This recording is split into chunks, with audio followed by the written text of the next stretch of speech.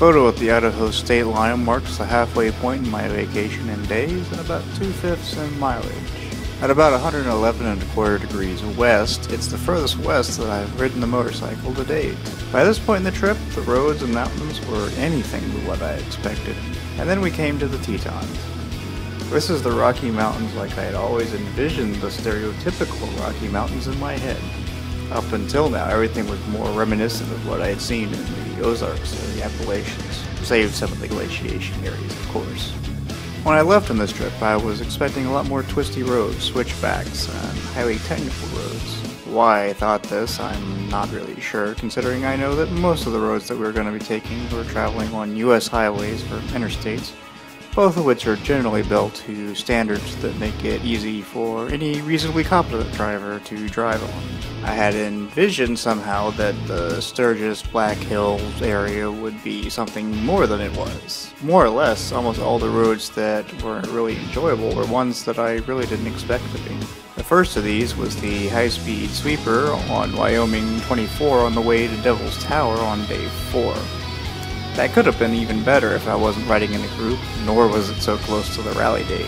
The second of these was a complete surprise. The US 14A, approximately 8,000 foot descent at over 10% grades, 10 to 12% grades on day 6. And then of course the Beartooth coming into Yellowstone from Red Lodge, which had some very enjoyable sections, but again, it was fairly heavily trafficked.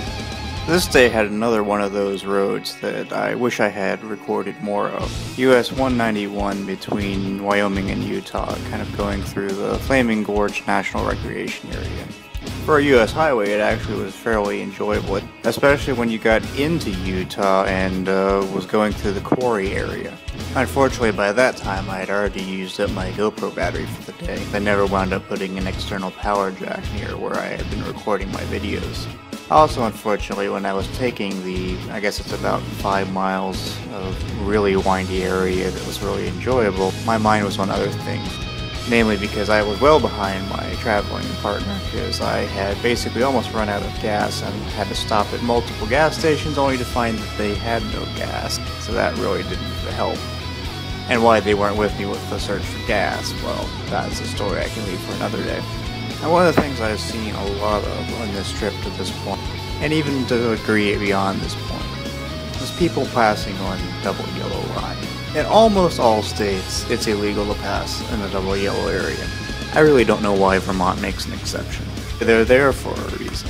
While not all of these crossings occurred in Wyoming, I verified Wyoming's rules, and their rules comply with the national standard.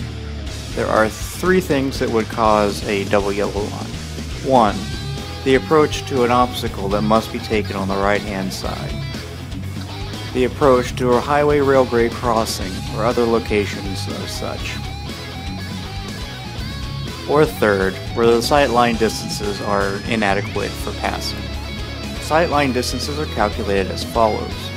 An object is placed 3.5 feet above the pavement level. At the appropriate sightline distance, it's viewed from 3.5 feet above the pavement level. For a posted speed limit of 25 miles an hour, the distance is 450 feet between the 2 objects.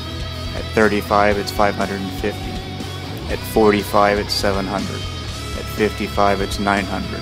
At 65, it's 1100 feet. That means at a distance of 1200 feet, if the roadway rises more than 3.5 feet, you'll get a double yellow. Or, if the road bends around a curve that at 1200 feet you cannot see the other marker because of whatever, you'll get a double yellow. On a road posted 70 miles an hour, remember you've got cars going 70 miles an hour in one direction and 70 miles in the other direction, so that's a total of 140 mile an hour closure. So that double yellow is protected for a 5-second passing of another vehicle. And remember, if you're following the law, you should start your pass at 2 seconds behind the car you're passing and provide 2 seconds of cushion space in front of the car you're passing before you return to the travel lane. So if you're passing legally, it's going to take at least 5 seconds to make a car pass. I mean, obviously, I know what he's thinking. This asshole's only doing 5 to 10 over the posted speed limit. I want to do 50 over the speed limit. Pass his ass. Because I got to get there now. Interestingly, getting there now meant getting to the gas station before us, to leave a long time after us, to pass us again. I don't agree with it, but I understand it. But it basically comes down to no respect for any other users of the road. That double yellow means that there might be a car coming that I can't see. More than likely he'll have just enough time to react, and he'll mad dash lane crossing. However, he probably isn't as good of a rider as he thinks he is. More than likely, he'll lane dash into whoever he's passing. In which case, he'll probably take out not only himself, but whoever he was passing. All because he thought he was more important than everyone else. There are those drivers who are equally bad on the other end. Again, not considering other people's usage of the road. If I have someone that's behind me and who wants to pass, then I have a couple of things that I usually do. If it's a broken yellow line, I can see the oncoming traffic. If none of the oncoming traffic is doing anything erratic, I'll move to the right-hand side of the lane to allow for the motorcyclist to pass in lane. However, once a double yellow line comes up, then it's possible that I can't see what's going to come up from the oncoming traffic lane. Or perhaps there's a left-hand turn that could be coming up.